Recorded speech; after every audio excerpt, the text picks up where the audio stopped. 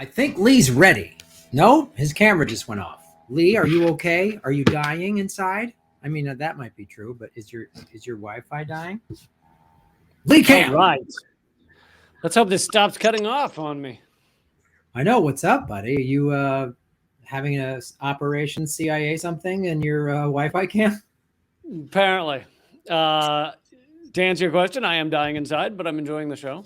So... Folks, if you're dying inside, welcome to Government Secrets, where we laugh because we're dying inside. We're dying inside as a nation, as a planet, and as a species, but who says we can have fun in the meantime? I like your new location. I also like that you're a little bit above the camera because I feel like when people wanted to feel like you were towering over them a little more. Well, they should. They should feel intimidated by my presence, both virtually and physically. I'm sure they are. I'm sure they are. I played high school football. Anyway, you have a Rockfin t-shirt? Oh, man. Yeah. Is that what you get if you get to 20,000 subscribers or something? They're like, you've won a t-shirt. Yeah, that's right. I've got 30,000 subscribers on Rockfin, and all they gave me was this last. There you go. Come on, buddy. Listen, I won't deny that I'm going to work, I'd say 17% harder now that I know there's a t-shirt involved. That's such a definable number. It's 17% more work you're going to put in for a t-shirt. Absolutely. Absolutely. 18%, you go fuck yourself, unless it's a hoodie. If it's a hoodie, you might get 18%. I'll need a collared shirt for to get 20% and up. I'll need I need a little tiny shoulder pocket before I'm working 20% extra. Dude, I was going through my suitcase after we talked today, and I think I forgot to bring my t-shirt with the tiny pocket for I thought you had 3 of them. I only have the one. I'm going to go to Ross and buy and find. I will find the shirt as my hand to God. Look up the Ross CEO. Tell him the situation. Tell him it's dire. If we could have a one pocket shirt choppered in, airlifted into. Tell him you have nowhere to keep your one condom that you always have with you. Where does that? Ironically, if you actually kept the one condom in that pocket, that's the moment that she decides you won't need it. when you reach in your tiny pocket, she's like, you know what? Never mind. That if that's not sexy, hey lady, are we getting along? Yeah. I keep one pocket. I always just like to keep one condom on my shoulder just in case, Well, for emergencies, but also it keeps the shoulder protected. So, yeah. I put it over my vaccine jab, just to. Dude, shoulder TDs, which I like to call STDs, are prevalent in our society. Shoulder TDs. Yes. You got to have the condom there. Yeah. Which is funny because then the Christian side hug is actually more dangerous than sex. So. Oh God, people are dying from it. I think I just realized too that I have yet again misnumbered. I've said this is episode 54, which was last week. Oh, Jesus. Episode 55. This show. Can we tell people you're dyslexic just to get some sympathy for this? Or I think we just got to say I'm dumb. I think we just got to come forward and say Graham's dumb and he can't do this yet. But it's weird because it's like a dire need to insert and talk about the episode number and yet also get it wrong every week. Like if I were you, I would have given up on the episode number months ago. But you are every week you're like, I am saying this fucking number. You even said, hey Graham, maybe we just scrap the number and we just talk about the subject matter. I'm like, no, Lee, we are doing this. As God is my witness, we are doing this, Lee. Listen, if you're not going to do something half right, then why do it at all? If you can't split your focus over way too many things to where you're always kind of late and kind of fucking everything up, then I don't know. I don't know what the purpose of your life is. It's how I do everything.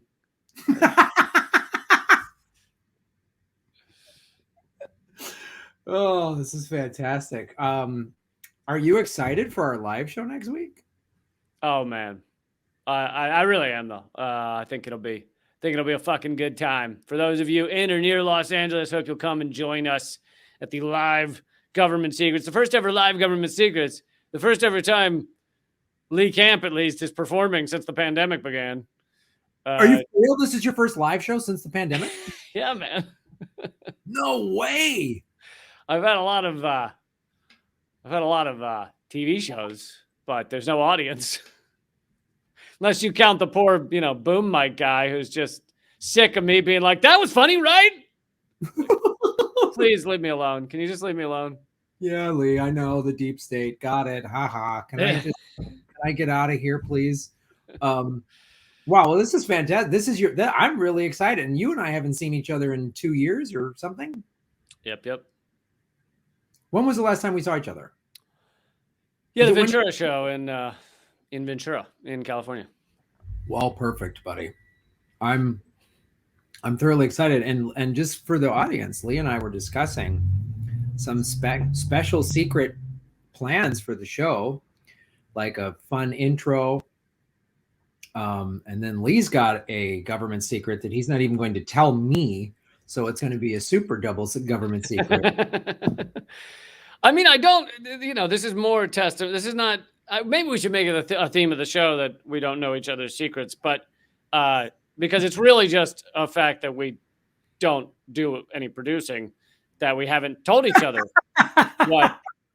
what we're covering. So really every time it's exciting. I mean, you often are like, I covered Operation Mongoose, and I'm like, I've never heard of it. And you're like, here we go. So there's no pre-production meeting that happens. I think that's the beauty of this show.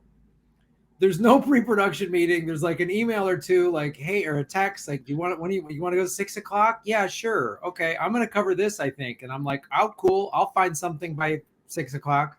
And then that's how we do the show. And this week was, well, it was easy to pick a subject. It wasn't easy to research the subject, but the small, easy time. Here's the thing. Last week, we covered something really dense and kind of scary about how the government and big oil basically work together to cause the disaster after Hurricane Katrina, flooding New Orleans. I mean, they didn't want that to happen, but they didn't mind that it happened, and they knew it was coming at some point.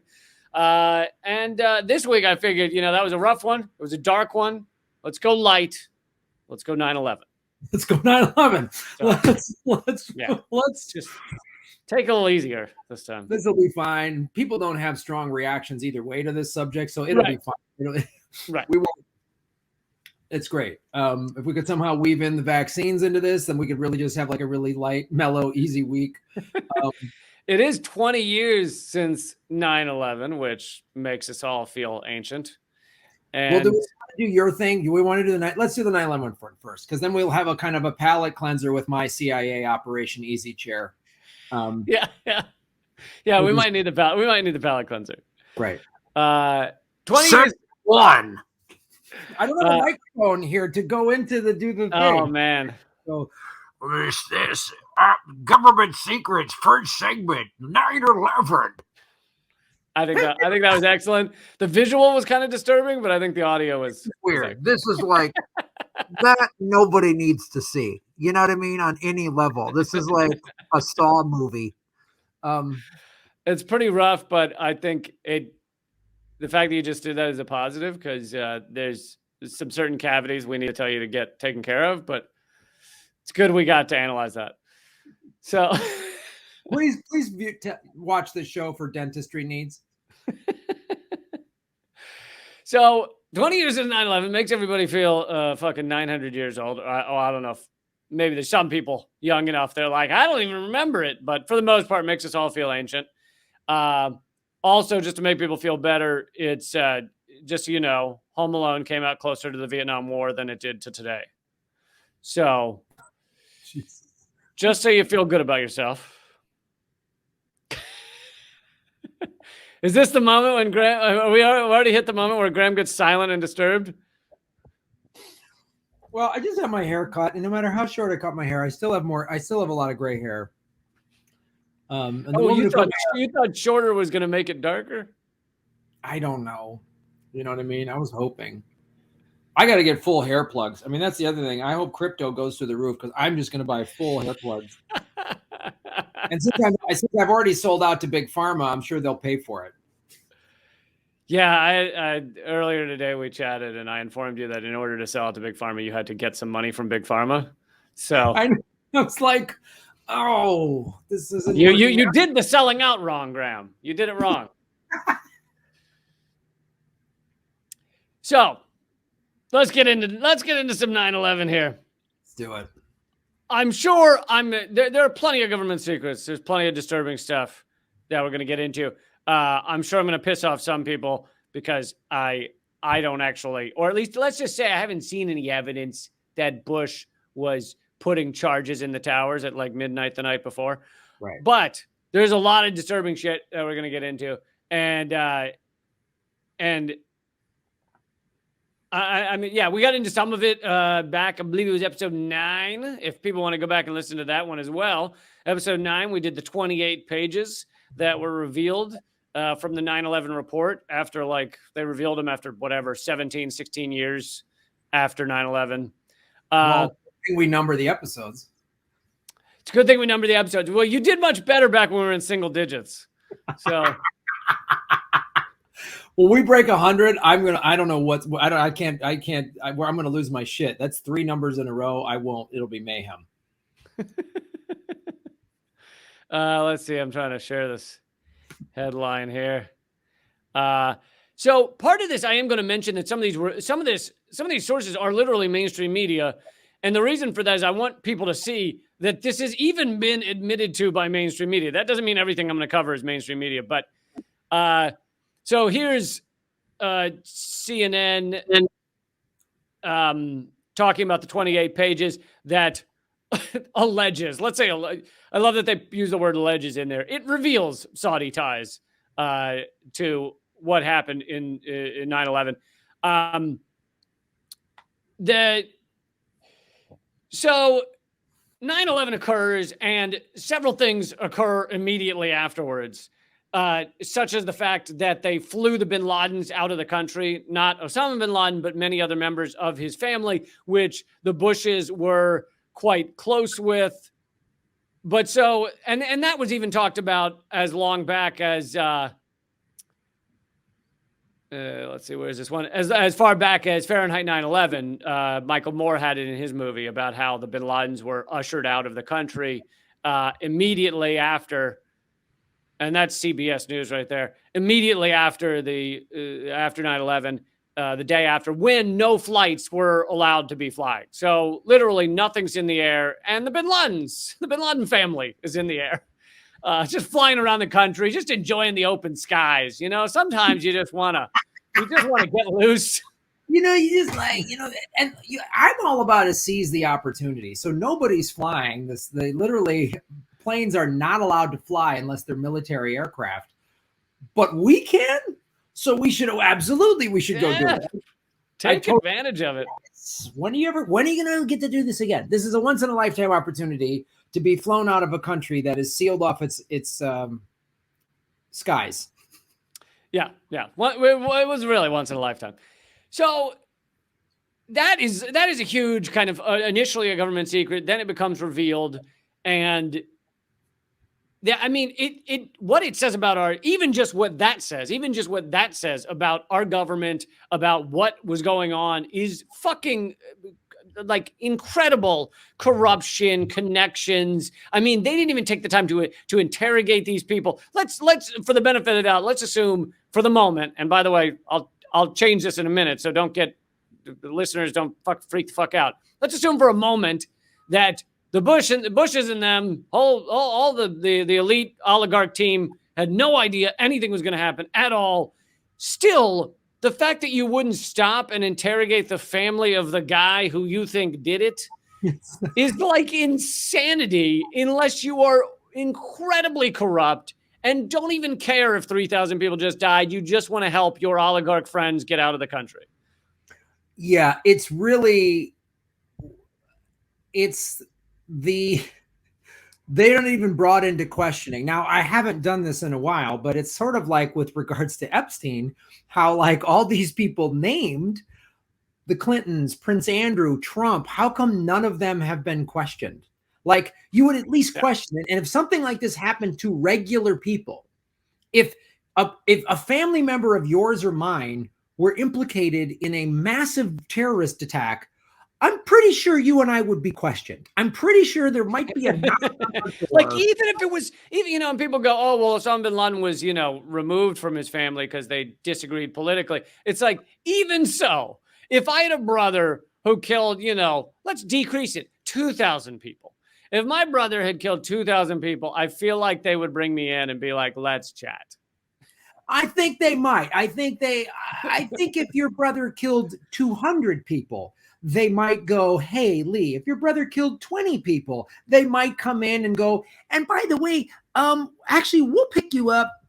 We're going to kind of just go through your laptop just to kind of see how that's, we're going to go through your phone records. We're going to see if there was anything, even if they find you are 100% clueless, had no idea what your brother was doing, they're still going to go, did your brother send you something? Did he email you? And you were like, oh, whatever, it's not some crazy pyramid scheme for my brother again. And you're like, oh, no, this was his plans to blow this thing up and kill all these people. They would be asking all of these questions to anyone. They would be constantly, I mean, it's insane to me, not to mention the biggest attack on American soil since Pearl Harbor. They just sort of like, were there family members of the Japanese Empire that just got to fly around the Hawaiian Islands after December 7th, 1941? No? Yeah. Okay. Like, they put Japanese Americans, they put them in camps just for being Japanese. Who had no connection to anything. They were American citizens. They paid taxes. They owned businesses. And they took their land and put them in camps. But the bin Ladens, if I understand this correctly, according to CNN and CBS, were flown out of the country with the protection and green light from the American government. Okay, that seems reasonable. Yeah, I get it. And think about how tough it is for like me to get through TSA just because I have like a beard. I mean, meanwhile, the bin Laden family escorted private jets. It's like, dude, my TSA pre just lapsed and I had to reapply for it. So I just flew and I had to go through regular security where I had to take my shoes off and I'm, and no one at TSA watches my YouTube show, so nobody cares what I talk about. So it really, I'm sticking by I decided to make a stance after 9/11 that I was that I was going through all of their shit, and I'm going to make it just as slow and awful as possible for them as can be. And so I go through it every time. I opt out of the fucking scanner. And they have to pat me down, and it all takes longer for me, but it's also a subtle fuck you to them. So I don't know who I'm getting with this, but I'm getting someone. I'm fucking over someone. I don't even know who it is. It's a poor kid who's got to touch my balls. Yeah, he's got to touch your balls with the back of his hand. I like that creepy, or they like back. It's the weird. I'd rather have him just flat out jerk me off than that fucking weird thing. Like, I mean, many of them I've asked if they'll at least take me out to dinner beforehand, and none of them have said yes. What I always, anytime I've had to do that, we're like, oh, you won extra security or whatever you won. Yeah, well, as white guys, you know why they put us in the extra security line is so that they can pat down like 19, Arab guys and then act like it's random. Totally so random. they'll have the one white guy in there that they'll be like, look, it's random. See? I always typically, if a guy's patting I always at least go, oh yeah. Just Yeah. just, You gotta. like the back of his head or something. Just go, oh. Pat the back of his head. They love that. They love that. And then go, I can't even get my dog to do this. They like that. Or I'll just say like, yeah, that's what I'm talking about. Or something like that. You know what I mean? So, all right. So obviously that's a big scandal. The 28 pages is a big scandal. But there is something to be said for the fact that the 28 pages is a bit of a limited hangout, which we've talked about this term before. It doesn't mean it's fake. It means it is something that has been revealed, that is a reality that's uncomfortable for the American government or the American intelligence services to be allied with the country that clearly helped fund, at the very least, the 9/11 attacks.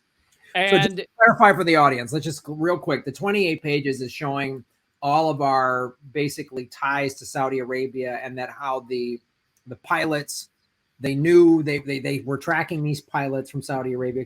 Right? Not our ties, but the ties of certain members of the Saudi Arabian government. Now, the Saudi Arabian theocracy has different, components, and some of them fucking hate each other. But certain portions of them helped fund some of the hijackers, and they knew that back when they were writing the 9/11 report. Clearly, I mean, years ago, and yet it was redacted. It was covered up. They, thought it would hurt our relationship because we have a nice weapons deal relationship and many other geopolitical agreement with Saudi Arabia, and they give us lots of oil and things like that. And so they thought it would hurt the agreement with that, our work with them, and et cetera, et cetera. And that's all true. It was bad enough when it came out, but it would have been bad in the view of most Americans. Like, it would have been fucking catastrophic if it come out right as everyone was still frothing at the mouth after 9/11. But so it's not that that's not true. It's that there may be a lot more to it, in that how much the U.S. knew. And by the U.S., I mean the Bush administration, this upper echelon of oligarchs. How much did they know as to what was going to happen? Another thing that is fairly commonly known, which you can find mainstream media articles on this as well, is that Bush was given at least one, maybe more briefings about bin Laden being determined to attack within the U.S. They knew something was going to happen, and yet they seem to have done absolutely nothing about it. And you have, go ahead. I was just going to say, yeah, and that to me is the most compelling evidence. I agree that, like, did George Bush plant dynamite in the trade towers and boom? No. I think what the most plausible thing is they knew this was going to happen and just allowed it to happen, and just so that could justify it. And I've been trying to find, because I'd love to do a government secret on this. There's always been speculation that FDR knew the attack on Pearl Harbor was going to happen, and he kind of let it happen. And I'll try to find more research on this to cover this. But he pulled senior military leadership out of Oahu, days and weeks leading to that. And so a lot of people nowadays, we view World War II and it was like, oh my God, it was so horrible, we had to go in. But in fact, most of America did not want to go to war. Oh. And although the government may have known what was going on within the Holocaust, your average American didn't know any of those details yet. And I hope they would have cared. Who knows whether they would have cared. But and so in order to basically get into World War II, you kind of needed an attack. So, yeah. And I think, that makes the most sense to me, is that they're needed it justified, FDR was like, oh, great. Now most Americans did not want to go to World War II. Oh, now they do after Pearl Harbor. And most Americans, I mean, you got to understand too, the thing that makes the most sense to me in terms of just like, I always like to say on my show, follow the money, connect the dots, get the truth, right? So the peak of global military spending was 1980, right? The peak of the Cold War. The lowest time since 1980 was the year 2000. Was the lowest in military spending. And then after the 91 collapse of the Soviet Union, our military budget started going down because we didn't have that great powerful enemy anymore. And there were many, and I'm going to get into this, who were very upset about that. In the ruling elite, who needed to find a reason to turn that around. The decrease in military spending, decrease in a desire for belligerency around the world by Americans. Your average American did not want war or support war with anyone at that point. Yeah. Yeah. And that's why, you know, to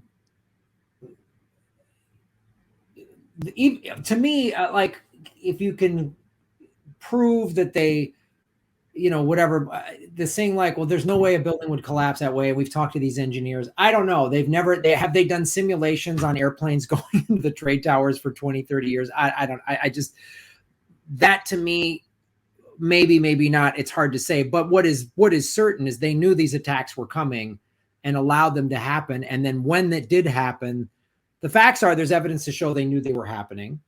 They got all these intelligence briefings, and the facts are the bin Laden family out after 9/11. And then we have been in a 20-year global war on terror that has cost anywhere from $5 to $10 trillion, maybe more, because so much of the military budget gets hidden. Those facts are all there. I mean, and that to me is enough to go, they at least knew. And I'm going to flesh out some of this real quick, and we're going to get to Building 7 in a minute. But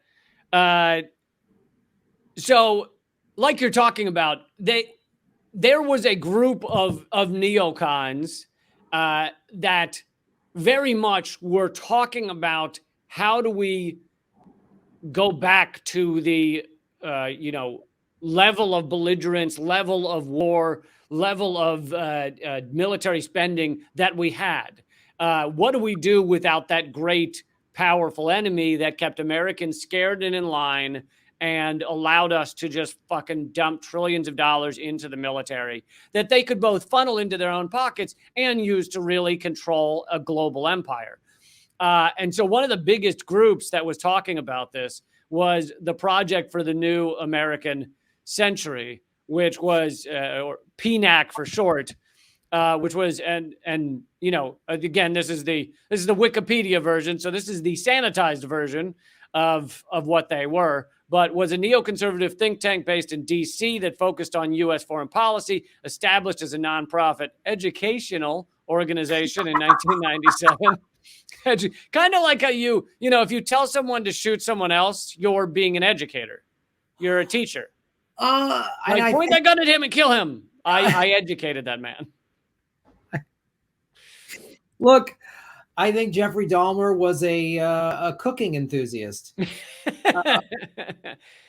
And so it was founded by Bill Kristol and Robert Kagan, who are two, they pop up in everything, especially Kagan, but Kristol as well.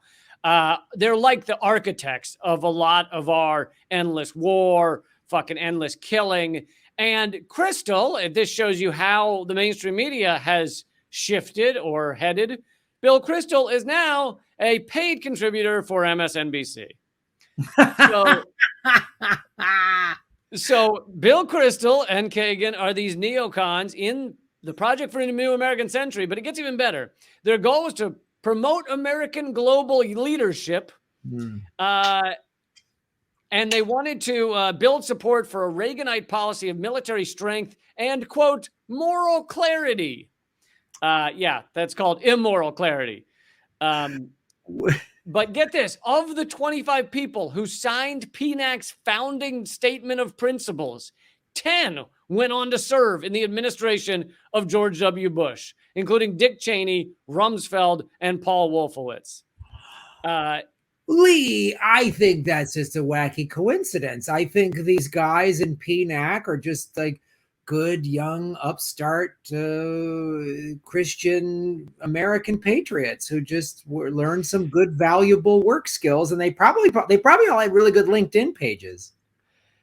What I heard you just say is fucking killers. Is that what you said? That's what I heard.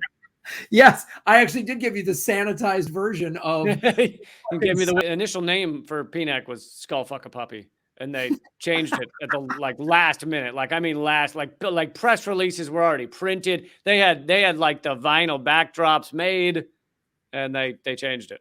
That was actually the name of my Cub Scout troop. Was Skull Fuck a Puppy. That actually explains so much about you, Graham. No, as I've said before, it's taking me to Dachau when I was 5. That's really when and growing up in an alcoholic household. But taking me to Dachau when I was 5, that explains it. That was not my doing, and this is why. But again, Nessie for mayor. Anyway, go ahead. Nessie for mayor. PNAC played a key role in shaping the foreign policy of the Bush administration. You think Dick Cheney? He fucking ran the Bush administration, you cunts. So, particularly in building support for the Iraq War. I mean, is there a better way to say in manufacturing American consent to obliterate the people of Iraq? So anyway, yeah, so that's the sanitized version of what PNAC is, but at least people know what it is now. But they were quoted, or their early papers were quoted in saying, along with Zbigniew Brzezinski, who played a big role in a lot of the global theory and things like that these people were following. And should be noted, a member of Carter's cabinet. Yep. So I know us lefties like to say Carter was like the one lone outlier president. He did some okay things, but he still had Zbigniew Brzezinski in his cabinet, who really pushed to get us kind of to, I don't know how you phrase it, but was totally okay with the Soviet Union invading Afghanistan. So we, you know what I mean? Like, oh, he wanted to make it their Vietnam. Yeah. Yeah. Yeah. And I mean, here's the thing is like, it's of the elite and things like that. Like there do need to be intellectual architects to these like fucking master villainy. Like someone's got to sit down and jot this shit down. And that is Brzezinski. It is the people at the Project for a New American Century. It's Bill Kristol. It's Robert Kagan. And also should be noted, Brzezinski, the father of Mika Brzezinski, who, again, hosts an MSNBC show, Morning Joe. So, yeah, the people who basically laid out the plan for America to become a global empire that kills millions of people and it steals trillions of dollars in a much larger way than was being done in the early 90s, and even much of the Reagan administration. Those people now they work at MSNBC. So anyway,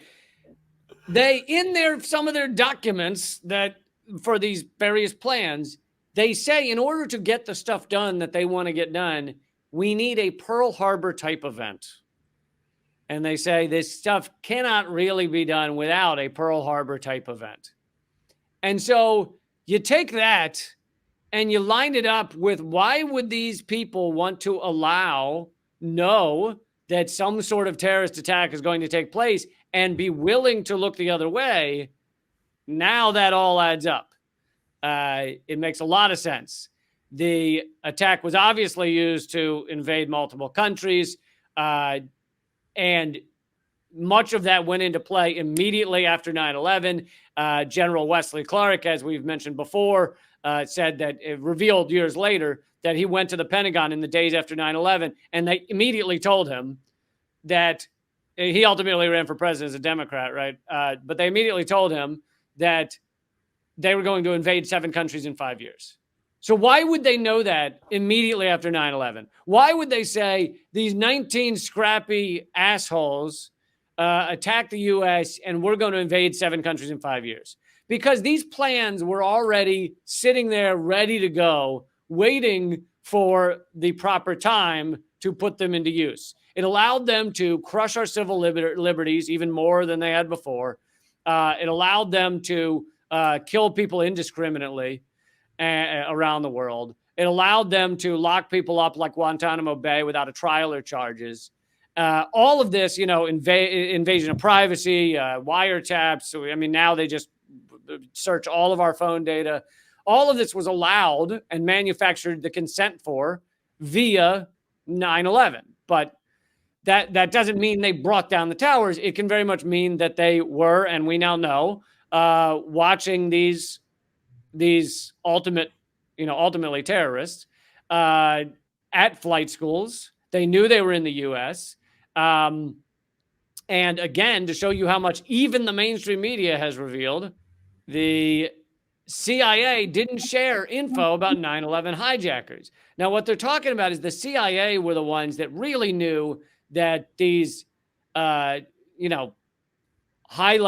Al-Qaeda members were in the U.S. At least a few of them were being monitored at flight schools. Some of them had even had contact with, or the one I think had lived with, an FBI informant. And so they knew a lot of what was going on. And the CIA, and this is kind of even more key because what this article says and what you could take away from it is, well, the CIA is inept. They knew there were Al-Qaeda members in the U.S. They failed to follow them correctly. They failed to know what was happening. That's what this article, I think, tries to say, or basically tries to say.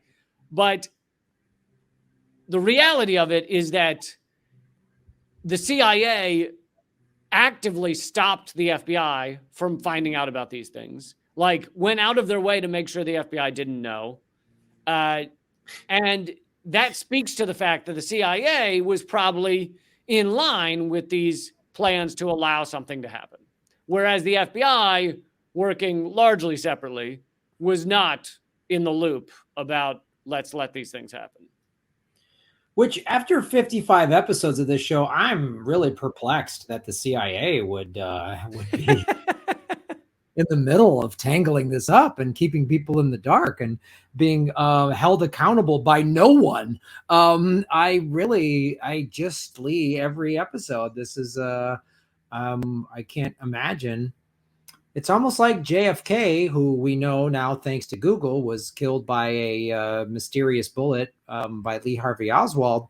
It's almost like he was saying crazy stuff when we should have scattered the CIA into 1,000 pieces and scattered it into the dust. It's like... Yeah, and it's almost like Truman, who signed the CIA into a creation, wrote a Washington Post op-ed saying they'd gone rogue and that they were very dangerous. This is the Truman that the Democratic Party muscled in over Henry Wallace in the 1940 Democratic Convention. Was that, I don't know what the year was, but otherwise correct. Yes, that's right. And by the way, there had also been a previous terrorist attack on the towers, right, in 1993. So it wasn't like they didn't know the towers were a target either. And there wasn't probably a bunch of like studies and possible threats, how they could attack again or anything like that. I'm sure they just went, well, they tried. They're not going to try again. So a couple more quick things and then we'll wrap up this topic. Although, many are going to be like, why didn't you talk about such and such? It's like, dude, we could spend 18 hours talking about 9/11. So I'm trying to shrink it down to a few key points. In terms of Flight 93, in my view, there is plenty upon plenty of evidence that it's pretty clear that they shot it the fuck out of the sky. Which also supports the view that they knew something was going to happen, but they didn't know exactly what. And so after the first two flights at the towers, and then this flight was headed towards DC, they were like, But anyway, I want to read you some... So this is from an article in The Independent, which is a pretty mainstream. They do some great content sometimes, but they're a fairly mainstream outlet. But they're willing to go places that most of the corporate media is not. Kind of like The Guardian used to be until The Guardian was captured after WikiLeaks was attacked. But Yes. So this is quotes from their article. For Flight 93, the wide displacement of the plane's debris, in order to, one explanation for that would be an explosion of some sort prior to the crash. Letters from Flight 93, because it was carrying 7,500 pounds of mail, letters and other papers from the plane were found 8 miles away from the scene of the crash. A section of one engine weighing 1 ton was found 2,000 yards away from the rest of the plane, which is consistent with an impact. So the rest of the plane, which is consistent with an impact occurring at 500 miles per hour, disintegrated into pieces no bigger than 2 inches long, meaning most of the plane disintegrated into tiny, tiny fragments, which is what happens when you hit at 500 miles an hour. But a entire engine basically was found 2,000 yards away because it was likely. Well, I mean, I think let's not get too crazy here. I think it's pretty obvious that the engine was just trying to do its job of deliver the mail on time, and so that's why Listen, that engine was diehard. It was like, I don't care if the plane's going down. These letters are getting to these people through rain or sleet or snow or terrorist attack or government blowing up its own airlines. I mean, through dark of night, whatever, we're going to deliver the mail on time. Grandma Nana's postcard is going to get to those kids. If it's the last thing I do. If it's the last thing I do. So it makes sense. Other remains of the plane were found 2 miles away near a town called Indian Lake. All of these facts were widely disseminated and confirmed by the coroner, Wally Miller. So where were the jets that the American government apparently scrambled to hunt down Flight 93 after the first planes had hit the Twin Towers? What the government acknowledges is that the first fighters with the mission to intercept took off at 8:52 a.m., that another set of fighters took off from Andrews Air Force Base near Washington at 9:35 a.m., precisely the time that Flight 93 turned almost 180 degrees off course towards Washington. Flight 93 did not go down for another 31 minutes. Apart from the logical conclusion that at least one Air Force F-16, 120 miles away in Washington at 9:40 a.m., meaning 10 minutes away from Flight 93, or less if it went into supersonic speed, should have reached it well before 10:06 when it crashed. There is this evidence from a federal flight controller published a few days later in a newspaper in New Hampshire that an F-16 had been in hot pursuit of the hijacked United jet and, quote, must have seen the whole thing. Meaning you had a jet on its tail and that the U.S. government has not acknowledged was there. Also, there was one brief report on CBS television before the crash that 2 F-16 fighters were tailing Flight 93. Vice President Dick Cheney acknowledged 5 days later that President Bush had authorized the Air Force pilots to shoot down the hijacked commercial aircraft. So, and then that also is covered in Politico, a Politico article covered, and many other outlets have covered that Dick Cheney said it had been authorized to shoot down the flight. But Cheney said, though, make sure you shoot it in the back of the head and then get the plane. And then after he shot the flight, he got the flight to apologize to him. Flight 93 apologized? Yeah. That makes sense. Yeah. But it didn't, they apparently decided after I assume after they shot the flight down that it didn't look good. They didn't want to answer questions about why they killed all those people. And so they were like, well, let's say that they were heroes and they knocked the flight into the ground. Because, you know, it only takes how many minutes to knock a flight into the ground? But anyway, so that's what they claim, but that also doesn't add up with the phone call evidence. So I guess because this flight was flying low enough, that people were able to get phone calls out. Also, this was a time when they had the phones in the back headrests. Right. So there's many calls to loved ones that went out, and they used these in like documentary evidence and stuff to be like, you know, Here are the calls from loved ones. And then they decided to take over the plane. And that sounds really nice and heroic and makes people feel good. But one telephone call from the doomed plane is not included in these movies and TV shows and documentaries about Flight 93 or in the U.S. media for the most part, except for the Associated Press, which covered it soon after 9/11. They reported on 9/11, sorry, that 8 minutes before the crash, a frantic male passenger called a 911 emergency number. He told the operator, named Glenn Kramer, that he had locked himself inside one of the plane's bathrooms. Kramer told the AP in a report that was widely broadcast on 9/11, because this is like before the talking, white smoke coming from the plane, but he didn't know where, and then we lost contact with him. And according to the information that's been made known, this is the last of various phone calls made from the plane. No more calls were received from the plane in the 8 minutes that remained after the man in the bathroom said that he heard an explosion. Now, you see how this adds up. If they have several phone calls from people on that plane, yet they all stop 8 minutes before the crash. Why would they all stop 8 minutes before the crash? One is they got hit with a fucking missile or whatever it is that is used to shoot down a plane. And therefore, the plane depressurizes. They lose oxygen.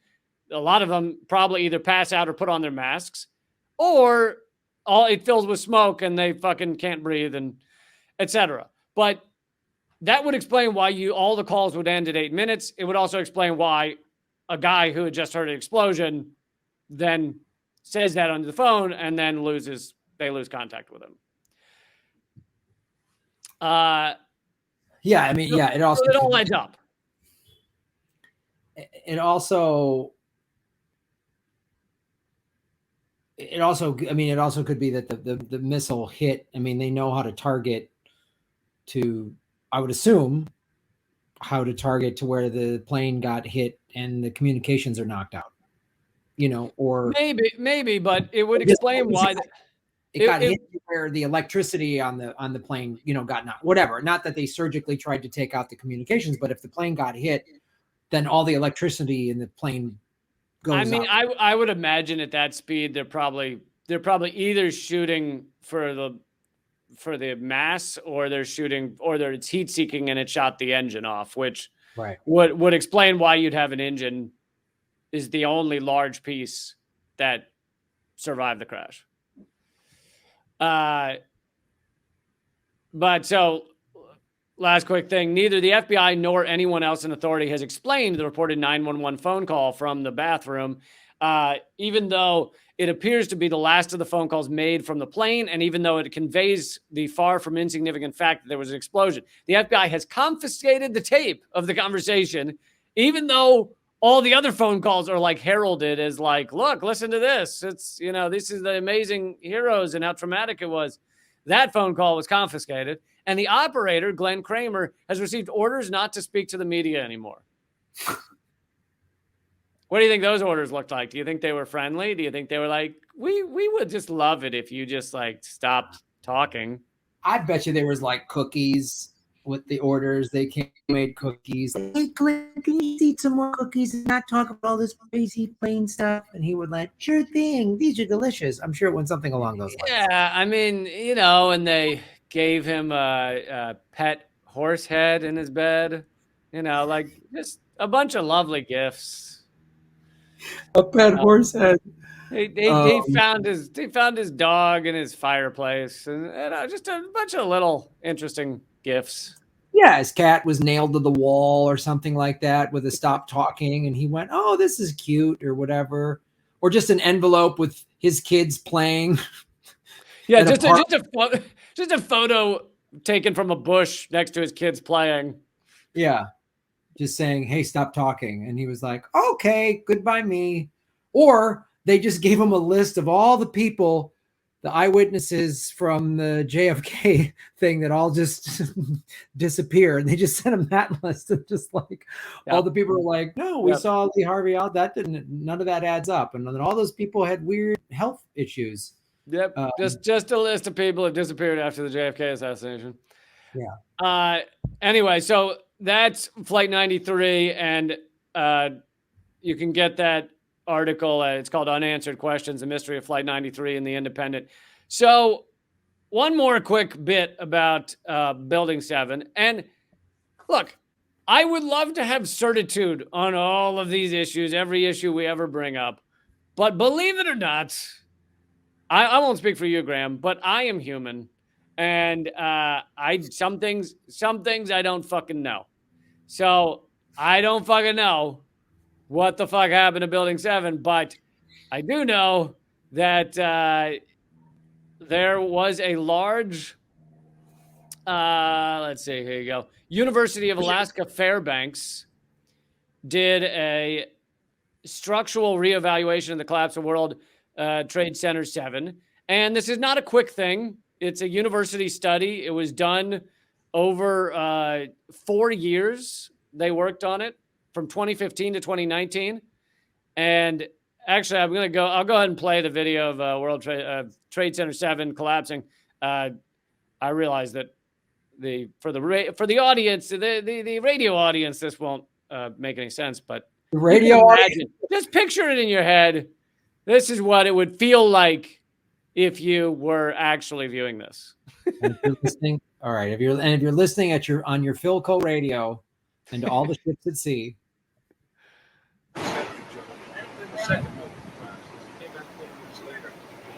Looking like a Three Stooges movie cover with plastic, I swear to God. What are you gonna go for? That's some good shit. Then we went back there. Whoa!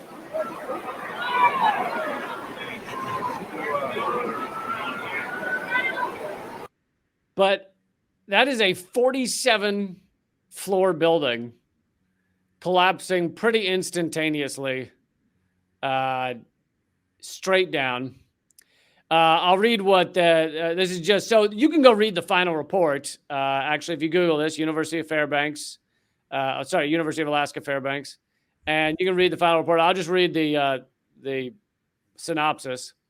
This is a study of the collapse of World Trade Center Building 7. Oh, and I should have mentioned, well, maybe they'll say that. It collapsed hours after the jets hit the Twin Towers and knocked those down. So this was literally hours and hours afterwards.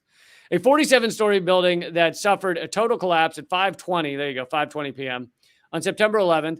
Following the horrible events of that morning, the objective of the study was threefold. Examine the structural response of WTC-7 to fire loads that may have occurred. 2, rule out scenarios that could not have caused the observed collapse.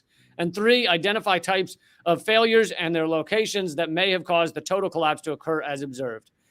The University of Alaska Fairbanks research team utilized 3 approaches for examining the structural response of WTC-7 to the conditions that may have occurred. First, we simulated the local structural response to fire loading that may have occurred, which below floor 13, where most of the fires in World Trade Center 7 are reported to have occurred. So by fire loading, they just mean all the fires that had broken out internally. Those fires broke out because the World Trade Center collapsed next to it, which causes immense heat. So there were fires, but as you saw in that video, those fires were not engulfing the building like we saw with the, what was it called? Grenfell fire in London. But second, we supplemented our own simulation, computer simulation, by examining the collapse initiation hypothesis developed by the National Institute of Standards and Technology, NIST. So NIST is kind of the official organization that said, yeah, that building collapsed because of fire. Third, the official government organization. Third, we simulated a number of scenarios within the overall structural system in order to determine what types of local failures and their locations may have caused the total collapse to occur as observed. The principal conclusion of our study is that fire did not cause the collapse of WTC-7, contrary to the conclusions of the NIST and private engineering firms that studied the collapse.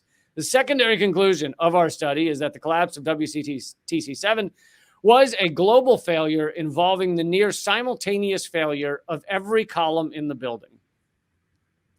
So that's the synopsis. And basically the conclusion they come to is that you couldn't. A building like that has never collapsed completely all at once from internal fire. A building apparently of that size has never collapsed from internal fire to begin with, but you don't like see the thing engulfed in flames.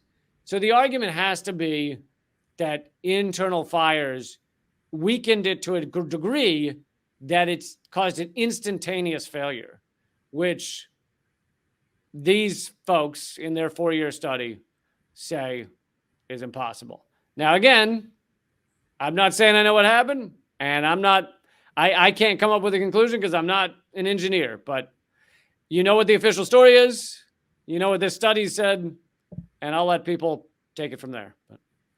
I think this is the janitor's fault. They didn't empty the trash cans, and all of the fires spread. Also, they tell you not to hang heavy stuff from the drywall. Like if you put something too heavy, it can bust up the drywall. And so I think that might be, they notoriously had heavier posters like on the walls. I think it's reasonable to say it was heavy artwork. I mean, we can just say it was heavy artwork. I mean, the number of buildings that go down across the world from heavy artwork is, I stopped counting. I don't hang anything on my walls anymore as a result of the heavy artwork. Scourge. Scourge. Scourge of heavy artwork. Scourge of heavy artwork. Yeah. Yeah. So some might say a pandemic. I think a poster and on foam core is maybe the best you should go for, but I wouldn't go with heavy artwork. I mean, really, I just finger paint the walls. That's anything beyond that makes me nervous. It's a lot. The decoration in my apartment is all hand turkeys, just all hand turkeys. That is it. Gobble, gobble, gobble, Lee. Otherwise, I get very frightened. Yeah, I think really as a society, we need to go more towards hand turkey art. I remember that was your fear. We absolutely should go more towards hand turkey art. I mean, think about it. If the PNAC guys, if the Project for the New American Century had focused their passion towards hand turkeys instead of towards killing and massacres and exploiting and stripping away all of the rights of American citizens and enriching themselves and enriching their fellow oligarchs and crushing other countries and sending us off an ecological cliff, we'd be much better off. Yeah, I mean, that's what my Green New Deal would consist of if I was president, is basically just turkey hand art. I mean, that's turkey hand art for the war criminals. I would like to lock up all of these evil oligarchs and these PNAC psychos and just make them have to do turkey hand art. That's what I'm saying. That's what I'm saying, man. Is that too much to ask? You know, I feel like they say protesters don't have clear demands. That's a clear demand, and I don't think it's that much to ask. That is the clearest of demands. Yeah. I'm going to run on turkey hand art for my next campaign, since I'm clearly running for so many people. Oh, God. All right. Do we have time to do mine, or do you got to get back to your turkey hand art class? I have like 15 more minutes. Is that enough? Sure. I can bang out an operation. I can bang out. I know CIA operations like the back of my hand. See how I brought it back to hand art? See how I did that? Well, and again, I found I was playing. We were actually going to do this one last month, and I found this one the good old fashioned way of just playing Operation Roulette, CIA Operation Roulette on a search engine, and I found this one, Operation Easy Chair.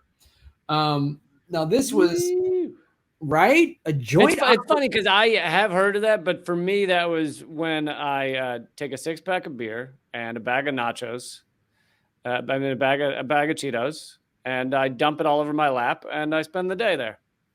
I thought Operation Easy Chair was just what they've done using TV media and social media to make America just really stupid over the last 50 years. Dude, that's the most brilliant operation. Honestly, the CIA spends all this time killing people and shit. All they had to do was just like quality TV content.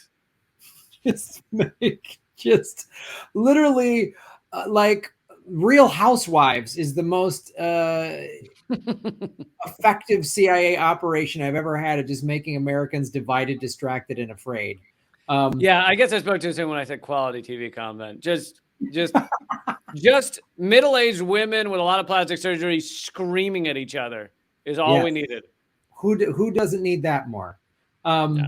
So Operation Easy Share was a joint covert operation of the U.S. Central Intelligence Agency and Dutch Internal Security Service, BVD, and the Dutch Radar Laboratory from 1958 to 1962. The goal of the operation was to place a covert listening device in the office of the Russian ambassador in The Hague. The office of the Russian ambassador in The Hague? So, named for the bug the CIA claimed to have found in a chair, the operation was a response to the discovery of The Thing, a passive covert listening device discovered in the Great Seal gifted to the American Embassy in Moscow by the Dude, the number of gifts these folks exchange, always trying to put something inside of them. It's like, why would you ever take a gift ever from the United States or Russia or China or any of them? You'd have to be a fucking idiot. Like this is right. Like, I don't work in international politics, let alone espionage. And I know the first time I ever read, probably in 2003, I know I'm not going to get any of this Nigerian lottery money. I know that's not going to happen. And yet I don't work for the State Department. I didn't go to PNAC. I wasn't trained on how to be evil. And I figured that out. So if anybody who's an adversary goes, hey, here's this gift, I'm not going to go, well, this will look great on this wall and hang it up. So, there's probably something weird in here. You know what I mean? Like, anybody gives me any. This lifelike sex doll seems perfect for my office. She doesn't have a video camera in her eyeballs at all. No. Oh wow, it's a pimento loaf that they say you're supposed to eat through your anus. Okay, how could this go bad? I'm going to stick a pimento up my ass and see what happens. Like, how could this go bad? So mystifying, but let's go back. Oops, add to stream. Let's go back to, there it is, Operation Easy Chair. So, and again, our tax dollars went for this, which is great. The operation, resulted in the creation of several devices, notably Easy Chair Mark I, 1955, Mark II, 1956, and Mark III, 1958, and the Mark IV. But Lee, don't forget the Easy Chair Mark V. Now, for my money, Mark III. Did each of these have better assets on them? Like, what was the difference between the Mark IV and the Mark V? Was it this one massages your balls? This one will actually get right between each toe. The all-new Operation Easy Chair Mark IV with more wasted tax dollars. Like, what is the? I wish did they have ads like the all-new, like swooping in like a car or whatever, like. The Mark III, I remember, like the soft spot on your elbow skin, it had a really good way of grabbing that. It would just pull that around, which was really enjoyable. I mean, that Mark III, I don't know why they ever left the Mark III, because I was really into that. They didn't need the Mark III was fine. They didn't. It's like when you get some new software or something. It's like the old one was fine. There's no. I mean, the Mark IV was okay because it massaged your lower back and it had that thing that whispered in your ear that says, I think you're pretty. But, I mean, the Mark V pulled your hair, which I was not into. Like, I wasn't into that. Or it would, if you push a button, it would give you free Jell-O pudding, but it would spray it all over you, which was not enjoyable, really. Yeah, it should be an extra feature you could add if you want it, but I don't want it standard because, like, I'm not into that or whatever. Like, it would bite you. Remember, it would bite you and say, you're naughty. And I'd be like, well, I don't like being bitten. Like, I mean, You didn't mention Mark 6, which did come out with a Gatling gun. That was the James Bond one that, if you're ever in your easy chair and find yourself in a fight with a, KGB agent. Right. You definitely want a Gatling gun. You want outdated war technology. You want a musket that fires on command. Wouldn't it be great if there was a push button musket? So you had the electric trigger, but it just shoved a musket in someone's face. Yes. Why didn't they do this in the Mark 7? I don't get it. More great use of taxpayer dollars. Although initially they could not get the resonant cavity microphone to work reliably, several products involving passive elements were developed for the CIA as a result of the research. Oh, good. At least they got something good out of it. In 1965, the NRP finally got a reliable working pushed cavity resonator. I don't know what that means, but it sounds great. By that time, the CIA was no longer... The easy chair had been missing that for a long time. Dude, I don't even talk about furniture without a pushed cabinet resonator. What was it? Look, back then it was an option, but now, I don't know how you can get away with selling any sort of loungewear that doesn't have a push cavity resonator. Wait, push cavity? Yes, pushed cavity. That sounds very uncomfortable. If it's pushing into your cavities, you got to pay extra for that at most places. This is like the early version of a colonoscopy. I think is what it was. It's just the push cavity resonator. So they tried offering that gift to Putin once. They were like, "How about as a gift from us to you, a free colonoscopy?" And he was like, "I don't know. I think I'm good. I think I'm good." You know what? I just got 3 yesterday. I'm good. I'm totally good. I have my own push cavity resonator, and I just. When someone pushes in my cavity, it really resonates with me. So you're so resonating my cavity right now. I really, nothing gets me hotter than a woman saying I'm resonating in her cavity. You know what I mean? It's just. Yeah. No, they are. A lot of women are into that. Yeah. Which actually, this is just another name for like dick or dildo as a pushed cavity resonator. So. Yep. Yes, it is. The reason they got rid of the push cavity resonator devices was because of the high levels of RF energy involved. So that's the same reason that my ex-girlfriend got rid of me. So to go through, and they have here, if you see, look, Easy Chair 1 had a passive element. Who knows what that means? The Easy Chair 2, again, United States tax dollars went for this. Added a two-way communication. Hold on. Can I just say, I feel like this was in the CIA. There was a guy, and they kept at the meetings, they kept being like, "What are you working on, Dan?" And he's like, "So I have this chair that pushes into your cavity, and it really just like resonates, like vibrates. And I'm still working on it. Dan, we don't need a chair that fucks a guy. We don't need that. No, listen, I just need to work on it a little more. Dan, you've been working on it for 3 years. I'm getting really close. And the howls we hear coming from that office are disturbing, Dan." It literally feels like they put the guys from John Belushi and the guys from the Animal House crew in there. They were like making this because the Easy Chair 2 had two-way communication.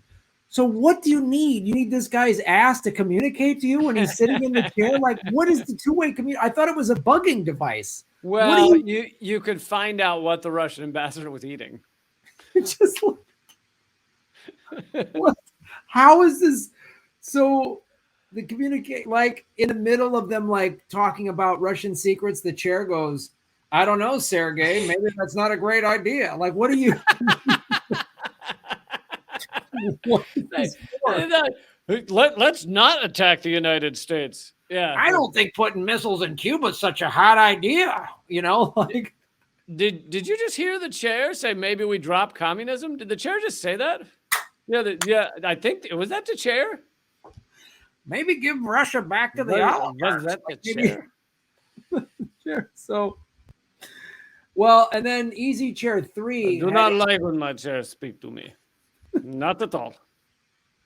Well, the third one, they had an extended range. Okay. And then easy chair 4 had the high power. And then everything you've said could also go for a sex swing. Like every last detail. Oh, wait till you get to easy chair 5. Was easy chair 5 was multi-channel. So it was a multi-channel sex swing in the Kremlin or whatever. The nice thing is that the chairs traditionally are easy. They don't play hard to get. You can usually fuck a chair quite easy. They're always up for it. Well, someone put in the chat, damn it, Sergey, your asshole collapsed the USSR.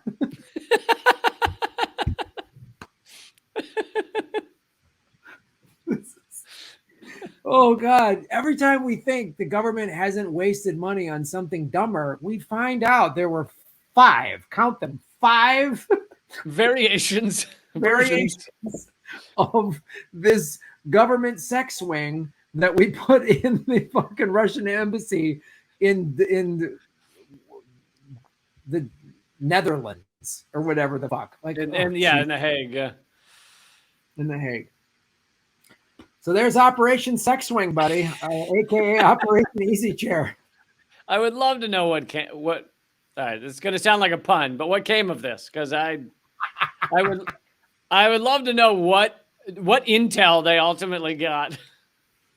Yeah, they got the size of every Russian ambassador's butthole. They got that planted. They got that blueprinted. They got the schematics on that. Can you imagine after 4 years, Dan comes in with the printout. He's like, we have the information. And they're like, we still don't understand why you needed to do this. Dan, what? I think that we just paid you to just kind of work through your own fetishes, Dan. That's kind of what I feel like we just did. No, it works. We've got a two-way communicating sex Look, swing. I've graphed the results of butthole size for each Russian ambassador. If you see the graph, it goes each time this guy's butthole. What then happens is then America's GDP goes up. So yeah, that's government secrets final segment. It always gets better. See, we needed this at the end of the 9/11. We needed this. We did. Ridiculous sex swing that they later abandoned. I'm sure they're still pulling data out from that. All right, man. I gotta run, but yeah, everybody check out radanymedia.com. New episode of Redacted tonight just came out. All that's at leecamp.com. And our live show in Los Angeles is next weekend, the 18th. Hope you'll join us. Tickets on Graham's website and my website, leecamp.com. So hope to see you there. Check out. There's all leaves info, Rad Indie Media. Yeah, go to grahaml.com or leecamp.com to get the tickets for the 18th, plus Ron Placone and I shows. So check all that out. Lee, I will see you, my friend, next week in sunny Southern California. It's happening, man. Fight the power, and I'm talking to Dynasty right now. We will have a sex swing on stage. Dynasty also sounds like your favorite stripper. So what's Dynasty? Talking to Dynasty last night. And yes, Dynasty, my favorite stripper, will be there. It's going to be great. All right, man. See you soon. All right, buddy. Bye.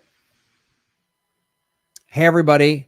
Ron Placone and I had to cancel all of our October tour dates because of COVID, the Delta variant, all that. But we still have shows in California. Ron and I are doing San Francisco September 11th, Sacramento September 12th, Burbank September 15th, and Lee Camp and I are doing Live Government Secrets September 18th in Los Angeles. All those tour dates are at grahamelwood.com. All of the venues are requiring proof of vaccination. Dynasty Typewriter on the 18th is also saying you can do negative COVID tests, but check with the venues for what their policies are. I have no control over those policies. Go to grahamelwood.com. Sorry we can't come. This sucks. We'll be back hopefully next year. But if you're in California or want to make the trip, come out to these shows. These are probably the only shows we're going to do this year. Thank you.